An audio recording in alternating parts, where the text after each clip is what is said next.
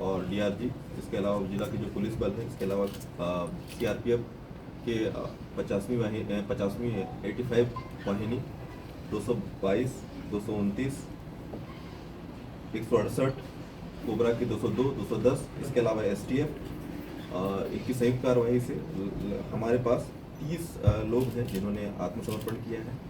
इनका जो आत्मसमर्पण करने का जो मुख्य कारण है वो जो नक्सलियों, जो माओवादियों हैं, उनके विचारधारा से ये क्षुब्ध थे और जो छत्तीसगढ़ की जो पुनर्वास नीति है उस पर उसका जो प्रभाव है, उसमें जो प्रावधान है, उनके तहत इन्होंने आत्मसमर्पण किया है। जो आत्मसमर्पित नक्सली हैं उसमें 2 पीपीसीएम कंपनी नंबर 2 के हैं, platoon number 32, PLJ battalion number 1, platoon number 4, इसके अलावा जनताना सरकार अध्यक्ष और डीएकेएमएस अध्यक्ष जैसे जो माओवादियों ने सरेंडर किया है और मुख्य धारा से जुड़ने का प्रण लिया है उस पर एक कड़ी प्रहार है। उनकी जो विचारधारा है, उनके जो प्रताड़ना है, उनसे क्षुब्ध होकर ये लोग आज हमारे सामने आत्मसमर्पित कर रहे हैं।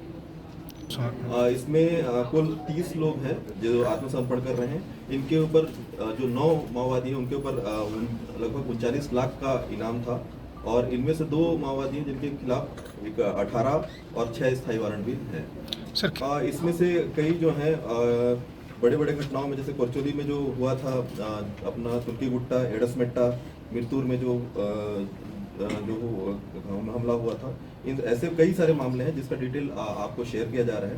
इसमें कुछ जो हमारे जो इसमें आत्मसमर्पण किए हैं वो 8 से 10 या कुछ तो 15-15 साल से नक्सली संगठन में शामिल थे, उसके बाद वो आत्मसमर्पण कर रहे हैं। देखिए, ये आत्मसमर्पण जो कर रहे हैं इसमें हमें जितनी सफलता मिलेगी उससे ज़्यादा इनके लिए ही बहुत एक अच्छा, एक समाज के लिए एक अच्छा संदेश जा रहा है कि जो नक्सली संगठन में जो भटक के अंदर चले गए हैं वो इनको देखते हुए बाहर आएंगे और मुख्य धारा से जुड़ने का प्रयास करेंगे। जैसे कि आपने पिछले दिनों भी देखा, कई जो नक्सली है वो आत्मसमर्पण करने के बाद पुलिस के साथ काम कर रहे हैं और मुख्य धारा से जुड़ रहे हैं। वहाँ कई सारी ऐसी चीज़ें हैं, सामाजिक प्रतिबंध है, उनको वो वहाँ नक्सली संगठन में रहते हुए नहीं कर पाते थे। वो आकर आज एक सामान्य जीवन यापन कर रहे हैं, कई अच्छे नौकरी में हैं, प्रमोशंस हो रहे हैं और एक अच्छा जीवन यापन कर रहे हैं।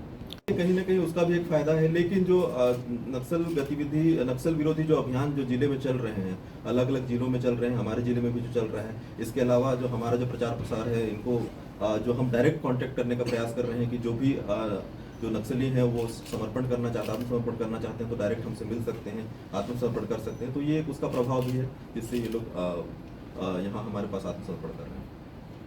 सहायता राशि तत्काल प्रदान किया जाता है। इसके अलावा जिन मतलब नक्सलियों के नाम पर जितने का इनाम होता है वो एक समय निर्धारित समय है, उसके बाद वो भी मिलेगा।